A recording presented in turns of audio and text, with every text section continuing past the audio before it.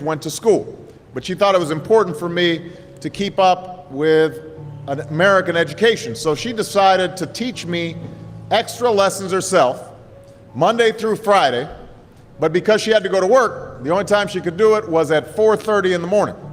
But whenever I'd complain, my mother would just give me one of those looks and she'd say, "This is no picnic for me either, Buster."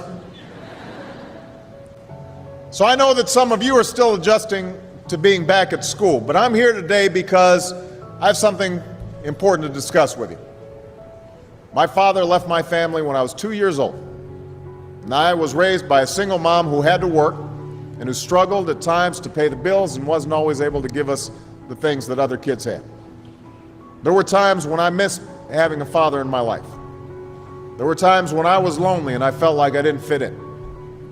So I wasn't always as focused as I should have been on school. And I did some things that I'm not proud of, and I got in more trouble than I should have. And my life could have easily taken a turn for the worse. But I was lucky. I got a lot of second chances, and I had the opportunity to go to college and law school and follow my dreams.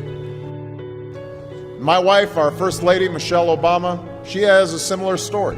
Neither of her parents had gone to college, and they didn't have a lot of money. But they worked hard, and she worked hard so that she could go to the best schools in this country. Some of you might not have those advantages. Maybe you don't have adults in your life who give you the support that you need. Maybe someone in your family has lost their job and there's not enough money to go around. Maybe you live in a neighborhood where you don't feel safe or have friends who are pressuring you to do things you know aren't right. Maybe you could be a great writer. Maybe even good enough to write a book or articles in a newspaper, but you might not know it until you write that English class paper that's assigned to you. Maybe you could be an innovator or an inventor, maybe even good enough to come up with the next iPhone or the new medicine or vaccine, but you might not know it until you do your project for your science class. Maybe you could be a mayor or a senator or a Supreme Court justice. But you might not know that until you join student government or the debate team. And no matter what you want to do with your life, I guarantee that you'll need an education to do it.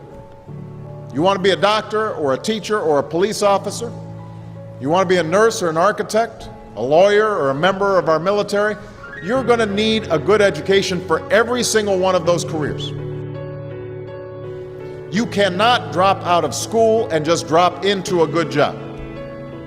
You've got to train for it and work for it and learn for it.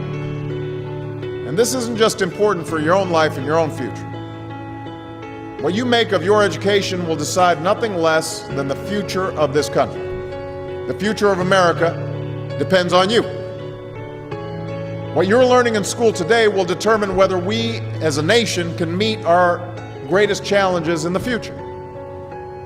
You'll need the knowledge and problem-solving skills you learn in science and math to cure diseases like cancer and AIDS, and to develop new energy technologies and protect our environment.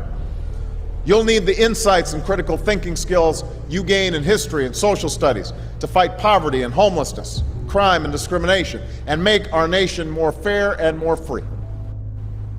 You'll need the creativity and ingenuity you develop in all your classes to build new companies that will create new jobs and boost our economy.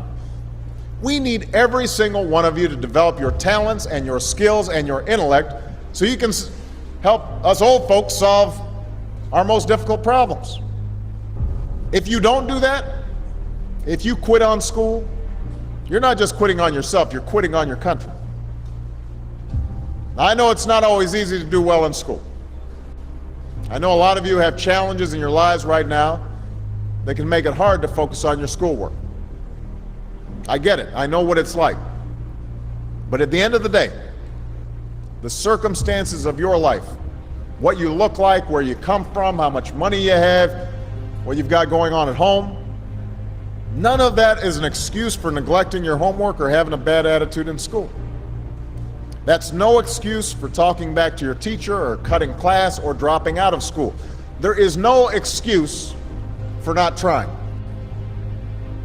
Where you are right now doesn't have to determine where you'll end up. No one's written your destiny for you. Because here in America, you write your own destiny. You make your own future. That's what young people like you are doing every day all across America. That's why today I'm calling on each of you to set your own goals for your education and do everything you can to meet them. Your goal can be something as simple as doing all your homework, paying attention in class, or spending some time each day reading a book. Maybe you'll decide to get involved